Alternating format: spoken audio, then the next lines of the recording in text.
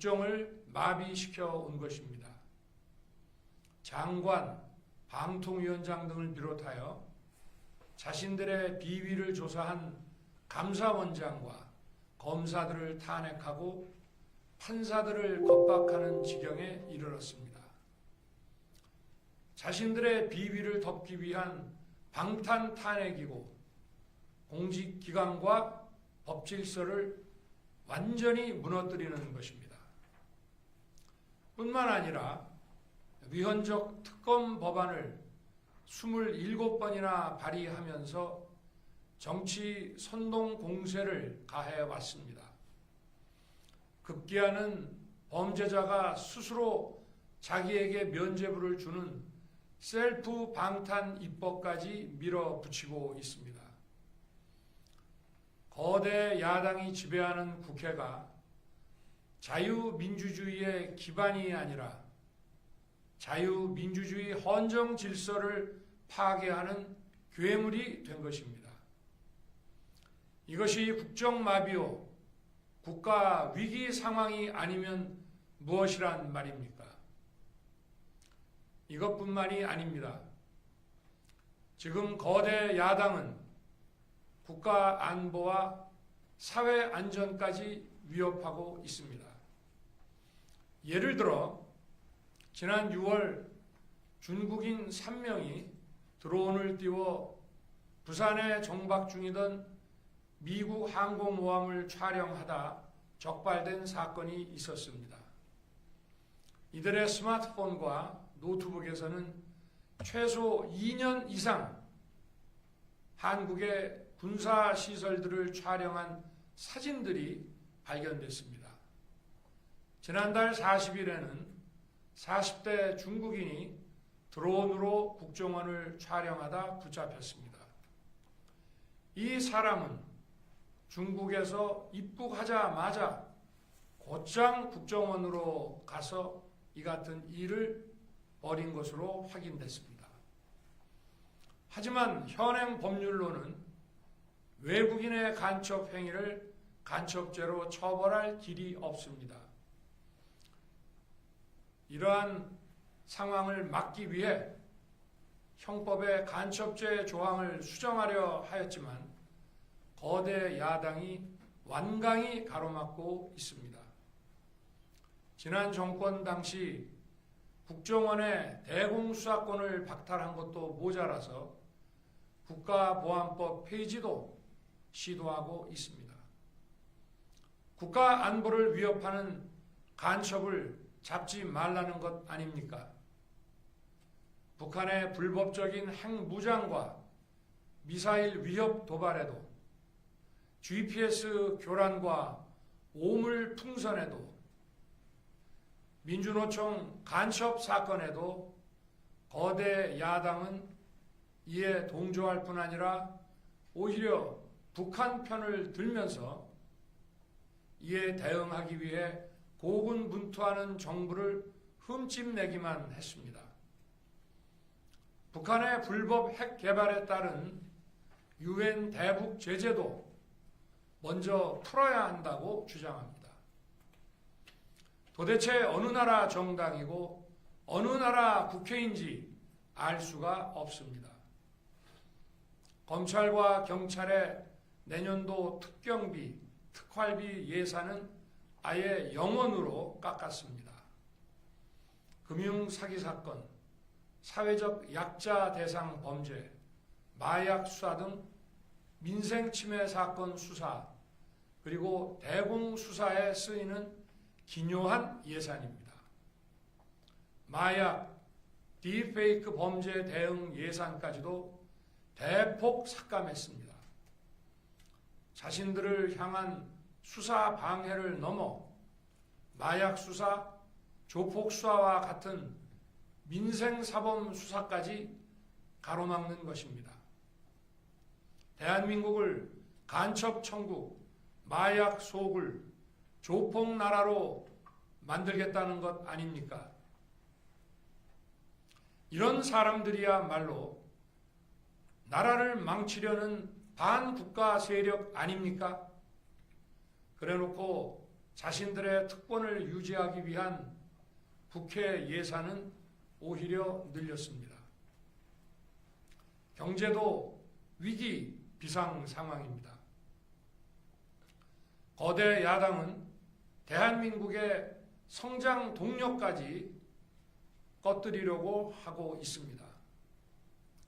민주당이 삭감한 내년 예산 내역을 보면 잘 알 수 있습니다. 원전 생태계 지원 예산을 삭감하고 체코 원전 수출 지원 예산은 무려 90%를 깎아버렸습니다. 차세대 원전 개발 관련 예산은 거의 전액을 삭감했습니다. 기초과학연구, 양자, 반도체, 바이오 등 미래 성장 동력 예산도 대폭 삭감했습니다. 동해가스전 시추 예산, 이른바 대왕고래 사업 예산도 사실상 전액 삭감했습니다. 청년 일자리 지원 사업, 취약계층 아동 자산 형성 지원 사업, 아이들 돌봄 수당까지 손을 댔습니다. 산업 생태계 조성을 위한 혁신 성장 펀드, 강소기업 육성 예산도 삭감했습니다. 재해대책 예비비는 무려 1조 원을 삭감하고 팬데믹 대비를 위한 백신 개발과 관련 R&D 예산도 깎았습니다. 이처럼 지금 대한민국은 거대 야당의 의회 독재와 폭거로 국정이 마비되고 사회 질서가 교란되어 행정과 사법의 정상적인 수행이 불가능한 상황입니다. 국민 여러분, 여기까지는 국민 여러분께서도 많이 아시고 계실 것입니다. 하지만 제가 비상계엄이라는 엄중한 결단을 내리기까지 그동안 직접 차마 밝히지 못했던 더 심각한 일들이 많이 있습니다. 작년 하반기 선거관리위원회를 비롯한 헌법기관들과 정부기관에 대해 북한의 해킹 공격이 있었습니다. 국가정보원이 이를 발견하고 정보 유출과 전산 시스템 안전성을 점검하고자 했습니다. 다른 모든 기관들은 자신들의 참관하에 국정원이 점검하는 것에 동의하여 시스템 점검이 진행되었습니다. 그러나 선거관리위원회는 헌법기관임을 내세우며 완강히 거부하였습니다. 그러다가 선관위에 대규모 채용 부정 사건이 터져 감사와 수사를 받게 되자 국정원의 점검을 받겠다고 한 발 물러섰습니다. 그렇지만 전체 시스템 장비의 아주 일부분만 점검에 응하였고 나머지는 불응했습니다. 시스템 장비 일부분만 점검했지만 상황은 심각했습니다. 국정원 직원이 해커로서 해킹을 시도하자 얼마든지 데이터 조작이 가능하였고 방화벽도 사실상 없는 것이나 마찬가지였습니다. 비밀번호도 아주 단순하여 1, 2, 3, 4, 5 같은 식이었습니다. 시스템 보안관리 회사도 아주 작은 규모의 전문성이 매우 부족한 회사였습니다. 저는 당시 대통령으로서 국정원의 보고를 받고 충격에 빠졌습니다. 민주주의의 핵심인 선거를 관리하는 전산 시스템이 이렇게 엉터리인데 어떻게 국민들이 선거 결과를 신뢰할 수 있겠습니까? 선관위도 국정원의 보안 점검 과정에 입회하여 지켜보았지만 자신들이 직접 데이터를 조작한 일이 없다는 변명만 되풀이할 뿐이었습니다. 선관위는 헌법기관이고 사법부 관계자들이 위원으로 있어 영장에 의한 압수수색이나 강제 수사가 사실상 불가능합니다. 스스로 협조하지 않으면 진상규명이 불가능합니다. 지난 24년 4월 총선을 앞두고도 문제 있는 부분에 대한 개선을 요구했지만 제대로 개선되었는지는 알 수 없습니다. 그래서 저는 이번에 국방장관에게 선관위 전산 시스템을 점검하도록 지시한 것입니다. 최근 거대 야당 민주당이 자신들의 비리를 수사하고 감사하는 서울중앙지검장과 검사들, 헌법기관인 감사원장을 탄핵하겠다고 하였을 때 저는 이제 더 이상은 그냥 지켜볼 수만 없다고 판단했습니다. 뭐라도 해야 되겠다고 생각했습니다. 이들은 이제 곧 사법부에도 탄핵의 칼을 들이댈 것이 분명했습니다. 저는 비상계엄령 발동을 생각하게 되었습니다. 거대 야당이 헌법상 권한을 남용하여 위헌적 조치들을 계속 반복했지만 저는 헌법의 틀 내에서 대통령의 권한을 행사하기로 했습니다. 현재의 망국정 국정마비 상황을 사회 교란으로 인한 행정사법의 국가기능 붕괴 상태로 판단하여 계엄령을 발동하되 그 목적은 국민들에게 거대 야당의 반국가적 폐악을 알려 이를 멈추도록 경고하는 것이었습니다. 그럼으로써 자유민주주의 헌정질서의 붕괴를 막고 국가 기능을 정상화하고자 하였습니다. 사실 12월 4일 계엄 해제 이후 민주당에서 감사원장과 서울중앙지검장 등에 대한 탄핵안을 보류하겠다고 발표하여 짧은 시간의 계엄을 통한 메시지가 일정 부분 효과가 있었다고 생각했습니다. 그러나 이틀 후 보류하겠다던 탄핵 소추를 그냥 해버렸습니다. 비상계엄의 명분을 없애겠다는 뜻이었습니다. 애당초 저는 국방장관에게 과거의 계엄과는 달리 계엄의 형식을 빌려 작금의 위기 상황을 국민들께 알리고 호소하는 비상조치를 하겠다고 했습니다. 그래서 질서 유지에 필요한 소수의 병력만 투입하고 실무장은 하지 말고 국회의 계엄 해제 의결이 있으면 바로 병력을 철수시킬 것이라고 했습니다. 실제로 국회의 계엄 해제 의결이 있자 국방부 청사에 있던 국방장관을 제 사무실로 오게 하여 즉각적인 병력 철수를 지시하였습니다.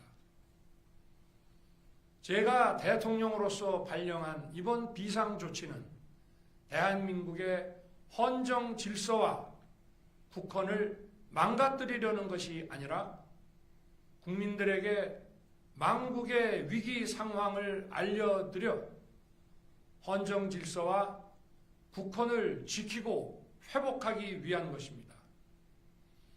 소규모이지만 병력을 국회에 투입한 이유도 거대 야당의 망국적 행태를 상징적으로 알리고 계엄 선포 방송을 본 국회 관계자와 시민들이 대거 몰릴 것을 대비하여 질서 유지를 하기 위한 것이지 국회를 해산시키거나 기능을 마비시키려는 것이 아님은 자명합니다.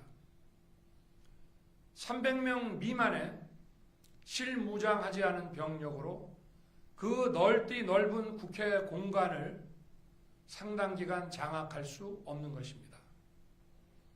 과거와 같은 계엄을 하려면 수만 명의 병력이 필요하고 광범위한 사전 논의와 준비가 필요하지만 저는 국방장관에게 계엄령 발령 담화 방송으로 국민들께 알린 이후에 병력을 이동시키라고 지시했습니다. 그래서 10시 30분 담화 방송을 하고 병력 투입도 11시 30분에서 12시 조금 넘어서 이루어졌으며 1시 조금 넘어 국회의 계엄 해제 결의가 있자 즉각 군 철수를 지시하였습니다. 결국 병력이 투입된 시간은 한두 시간 정도에 불과합니다. 만일 국회 기능을 마비시키려 했다면 평일이 아닌 주말을 기해서 계엄을 발동했을 것입니다. 국회 건물에 대한 단전 단수 조치부터 취했을 것이고 방송 송출도 제한했을 것입니다. 그러나 그 어느 것도 하지 않았습니다. 국회에서 정상적으로 심의가 이루어졌고 방송을 통해 온 국민이 국회 상황을 지켜보았습니다. 자유민주 헌정 질서를 회복하고 수호하기 위해 국민들께 망국적 상황을 호소하는 불가피한 비상조치를 했지만 사상자가 발생하지 않도록 안전사고 방지에 만전을 기하도록 하였고 사병이 아닌 부사관 이상 정예 병력만 이동시키도록 한 것입니다.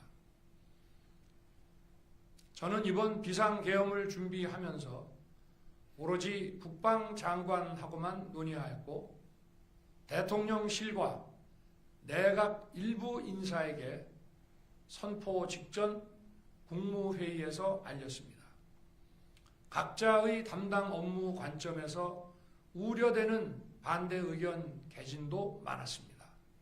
저는 국정 전반을 보는 대통령의 입장에서 현 상황에서 이런 조치가 불가피하다고 설명했습니다. 군 관계자들은 모두 대통령의 비상계엄 발표 이후 병력 이동 지시를 따른 것이니만큼 이들에게는 전혀 잘못이 없습니다. 그리고 분명히 말씀드리지만 저는 국회 관계자의 국회 출입을 막지 않도록 하였고 그래서 국회의원과 엄청나게 많은 인파가 국회 마당과 본관, 본회의장으로 들어갔고 계엄 해제 안건 심의도 진행된 것입니다. 그런데도 어떻게든 내란죄를 만들어 대통령을 끌어내리기 위해 수많은 허위 선동을 만들어내고 있습니다. 도대체 2시간짜리 내란이라는 것이 있습니까? 질서 유지를 위해 소수의 병력을 잠시 투입한 것이 폭동이란 말입니까? 거대 야당이 거짓 선동으로 탄핵을 서두르는 이유가 무엇이겠습니까? 단 하나입니다. 거대 야당 대표의 유죄 선고가 임박하자 대통령의 탄핵을 통해 이를 회피하고 조기 대선을 치르려는 것입니다. 국가 시스템을 무너뜨려서라도 자신의 범죄를 덮고 국정을 장악하려는 것입니다. 이야말로 국헌문란 행위 아닙니까? 저를 탄핵하든 수사하든 저는 이에 당당히 맞설 것입니다. 저는 이번 계엄 선포와 관련해서 법적, 정치적 책임 문제를 회피하지 않겠다고 이미 말씀드린 바 있습니다. 저는 대통령 취임 이후 지금까지 단 한순간도 개인적인 인기나 대통령 임기 자리 보존에 연연해 온 적이 없습니다. 자리 보존 생각만 있었다면 북한 문란 세력과 구태여 맞서 싸울 일도 없었고 이번과 같이 비상계엄을 선포하는 일은 더더욱 없었을 것입니다. 5년 임기 자리 지키기에만 매달려 국가와 국민을 외면할 수 없었습니다. 저를 뽑아주신 국민의 뜻을 저버릴 수 없었습니다. 하루가 멀다 하고 다수의 힘으로 입법 폭고를 일삼고 오로지 방탄에만 혈안되어 있는 거대 야당의 의회 독재에 맞서 대한민국의 자유민주주의와 헌정 질서를 지키려 했던 것입니다. 그 길밖에 없다고 판단해서 내린 대통령의 헌법적 결단이자 통치 행위가 어떻게 내란이 될 수 있습니까? 대통령의 비상계엄 선포권 행사는 사명권 행사, 외교권 행사와 같은 사법심사의 대상이 되지 않는 통치 행위입니다. 국민 여러분, 지금 야당은 저를 중범죄자로 몰면서 당장 대통령직에서 끌어내리려 하고 있습니다. 만일 망국적 국헌 문란 세력이 이 나라를 지배한다면 어떤 일이 벌어지겠습니까? 위헌적인 법률, 셀프 면죄부 법률, 경제 폭망 법률들이 국회를 무차별 통과해서 이 나라를 완전히 부술 것입니다. 원전산업, 반도체 산업을 비롯한 미래 성장 동력은 고사될 것이고 중국산 태양광 시설들이 전국의 살림을 파괴할 것입니다. 우리 안보와 경제의 기반인 한미 동맹, 한미일 공조는 또다시 무너질 것입니다. 북한은 핵과 미사일을 고도화하여 우리의 삶을 더 심각하게 위협할 것입니다. 그러면 이 나라 대한민국의 미래가 어떻게 되겠습니까? 간첩이 활개치고 마약이 미래 세대를 망가뜨리고 조폭이 설치는 그런 나라가 되지 않겠습니까? 지금껏 국정 마비와 국헌 문란을 주도한 세력과 범죄자 집단이 국정을 장악하고 대한민국의 미래를 위협하는 일만큼은 어떤 일이 있어도 막아야 합니다. 저는 끝까지 싸울 것입니다. 국민 여러분, 국정 마비의 망국적 비상 상황에서 나라를 지키기 위해 국정을 정상화하기 위해 대통령의 법적 권한으로 행사한 비상계엄 조치는 대통령의 고도의 정치적 판단이고 오로지 국회의 해제 요구만으로 통제할 수 있는 것입니다. 이것이 사법부의 판례와 헌법학계의 다수 의견임을 많은 분들이 알고 있습니다. 저는 국회 해제 요구를 즉각 수용했습니다. 계엄 발령 요건에 관해 다른 생각을 가지고 계신 분들도 있습니다만 나라를 살리려는 비상 조치를 나라를 망치려는 내란 행위로 보는 것은 여러 헌법학자와 법률가들이 지적하는 바와 같이 우리 헌법과 법 체계를 심각한 위험에 빠뜨리는 것입니다. 저는 묻고 싶습니다.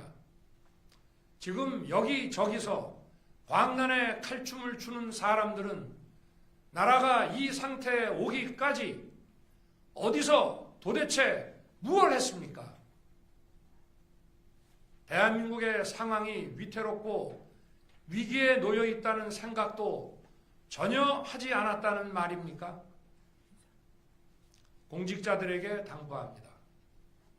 엄중한 안보 상황과 글로벌 경제 위기에서 국민의 안전과 민생을 지키는 일에 흔들림 없이 매진해 주시기 바랍니다. 국민 여러분, 지난 2년 반 저는 오로지 국민만 바라보며 자유민주주의를 지키고 재건하기 위해 불의와 부정, 민주주의를 가장한 폭거에 맞서 싸웠습니다. 피와 땀으로 지켜온 대한민국, 우리의 자유민주주의를 지키는 길에 모두 하나가 되어주시길 간곡한 마음으로 호소드립니다. 저는 마지막 순간까지 국민 여러분과 함께 싸우겠습니다. 짧은 시간이지만 이번 계엄으로 놀라고 불안하셨을 국민 여러분께 다시 한번 사과드립니다. 국민 여러분에 대한 저의 뜨거운 충정만큼은 믿어주십시오. 감사합니다.